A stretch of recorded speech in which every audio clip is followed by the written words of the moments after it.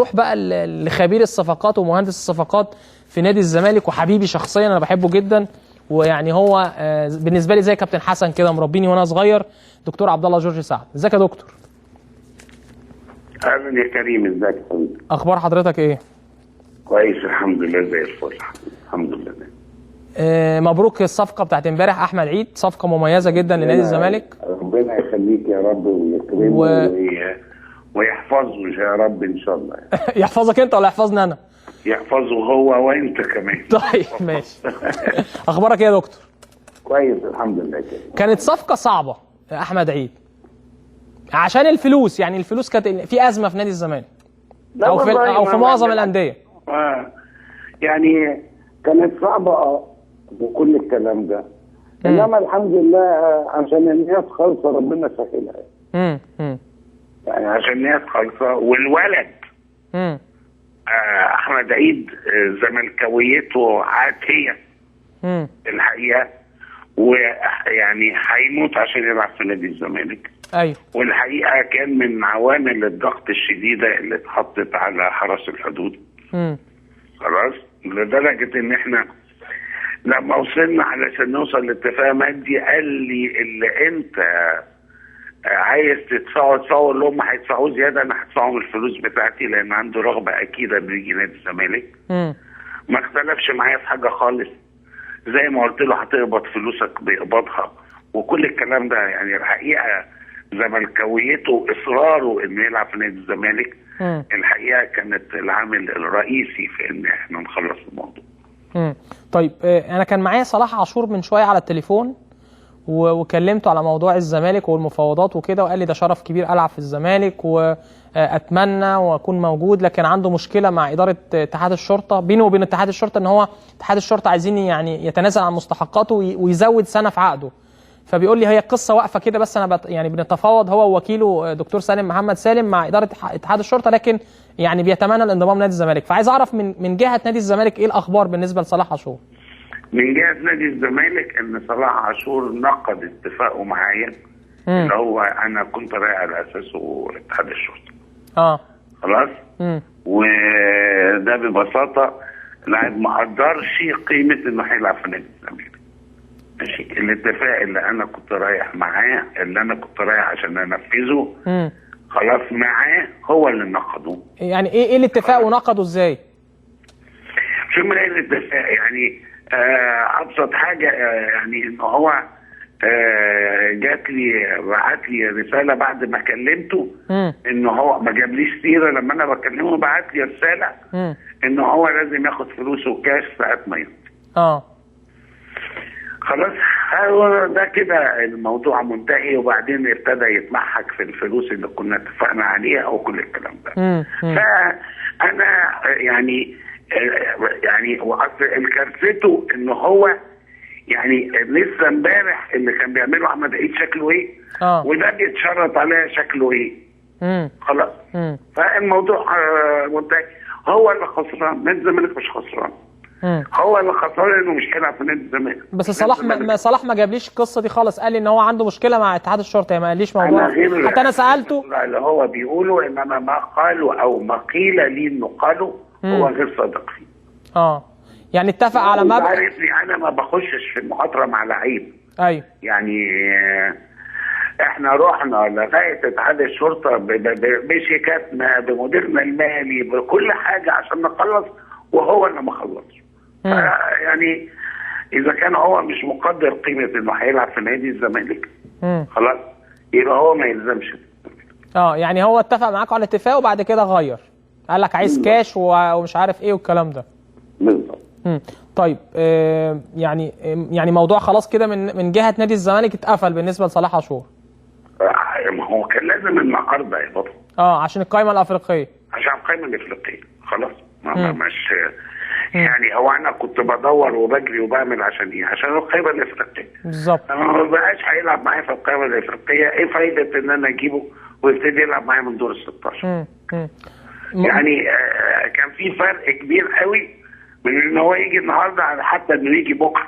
ايوه يعني الاربعه مش حتى ال 24 ساعه. اصل لو ما جاش النهارده خلاص مش هتستفاد بيه في بطوله افريقيا، هتجيبه ليه؟ ده انا قعدت بتعدي الشرطه لغايه الساعه 6:30. ايوه يعني كان كل اللي فاضلين بعد كده 5 ساعات ونص. وكنت موجب نفسي ان هو الولد هيمضي ويوقع والامور هتمشي.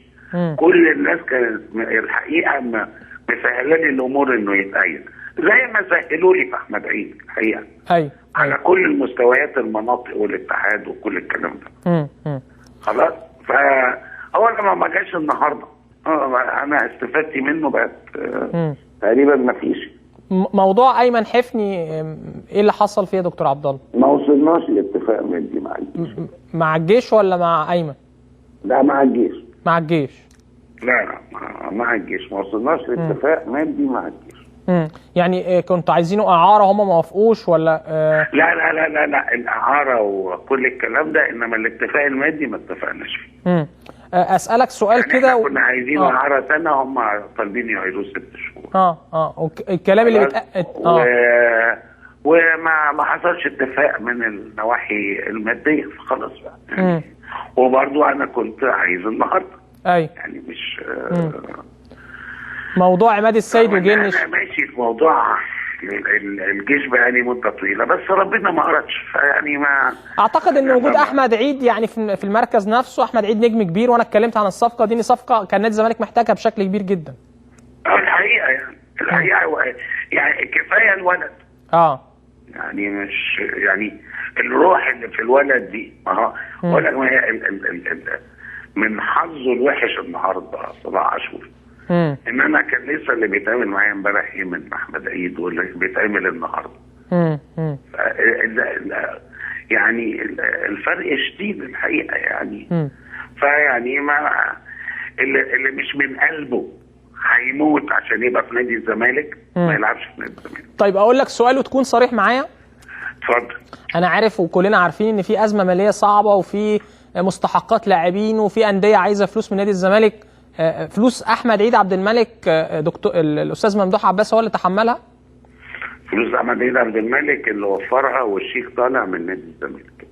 ما انا عارف ماشي، بس يعني جت منين؟ خلاص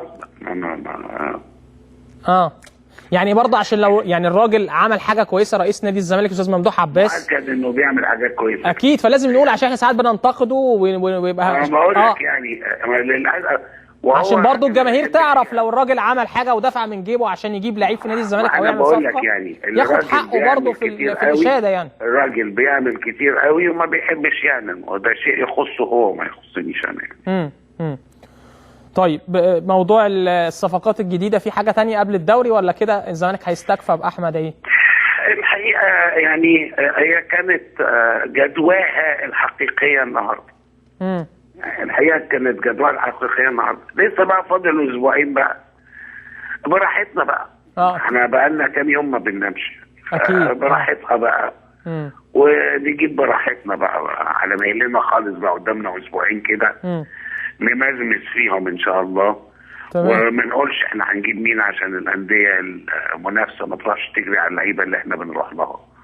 وكل الكلام ده فربنا يسهل ان شاء الله. امبارح كنت بتفرج على لقطات كده للمهندس عادل القيع زعلانين منك، اللي انت قلت ان دكتور عبد الله جورج ان يعني النادي الاهلي بيشوف عبد الله جورج سعد بيختار مين او بيتعاقد او بيفاوض مين وهم بيروحوا يتفاوضوا معاه. انا عمري ما جبت سيره النادي الاهلي، انا قلت الانديه المنافسه. وزي ما انا قلت عندك دلوقتي حالا الانديه المنافسه.